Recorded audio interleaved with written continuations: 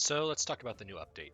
The new update to Civ 7, patch 1.1.0, brings a supposed whole host of fixes to online networking UI improvements. I'm not the type of person with the eye for that kind of detail, so I may not be the best person to consult on this, but so far I haven't noticed anything that really blew me away in terms of UI improvements, but I'm sure that it's there and that other people have cataloged and maintained a better inventory of that kind of change that has been going on through this patch. It also brought the civilizations in the Antiquity Age, Carthage, and in the Modern Age, Great Britain. In addition to that, it also added the leader Ada Lovelace and a handful of new natural wonders. This, all in all, is more or less entirely what was promised with the Founders and other editions of the game, as well as the Crossroads of the World collection. So, taken in whole, not really too much to complain about here. Carthage is a very fun civilization, reminiscent of Venice from Civilization 5 with its one city mechanic, although incorporating the towns feature, which is sort of like the puppeted city states of Civilization 5. All in all, very much a callback to that era of the Civilizations franchise, and I mean, it's nothing to write home about. The double civilian units is pretty handy, and it can definitely give you a leg up in that economic and expansionist sort of niche of the game. Um, Positions you well in the exploration age to make the most of your territory. Great Britain, not too terribly impressive a civ. The antiquarians are fun but pretty forgettable. The revenge, I mean, besides the well documented and much maligned model of the revenge, which is just the same Dakota class battleship that every civilization gets by default. Um, Visually, I mean, it's obviously unimpressive, and in terms of its actual strength, pretty unimpressive as well. I used it. I don't recall now offhand what its exact powers are, but I'm sure I'll have them across the screen. It did not feel in the moment like a very powerful unit, that it was significantly different from the battleship in any way. Ada Lovelace, she's good. It does sort of redefine your approach to the scientific and cultural tech trees. Um, Prioritizing completing masteries to get yourself that extra boost to get you over the hump um, really does make a difference. Uh, you know, Prioritizing those masteries can get you some very powerful bonuses. The trade off being that you're not going to necessarily be able to beeline down the tech tree as efficiently. All in all, in the antiquity and the exploration ages, that isn't too terribly important.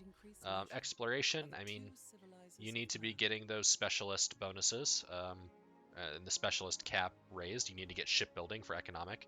I mean, there are certain technologies you just simply need to reach early to really get those legacy paths. But at least in the antiquity and exploration age, once you reach a certain threshold, you can go back and start getting those masteries and civics and really flesh out the tree.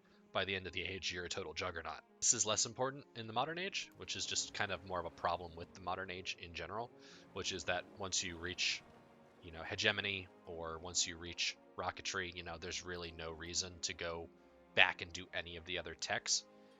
Consequently, I mean, Ada having that bonus, I mean, I feel like you're going to be getting to those end game technologies more or less at the same exact time as any of the other civs because her bonus is just that restrictive in how powerful it can be. But all in all, great set of leaders, great set of civilizations, great set of wonders. I've only encountered a couple of them so far, but they are very much a needed stab in the arm for some variety, particularly the Bermuda Triangle, which is pretty powerful in my opinion. What does it say about the future of this game?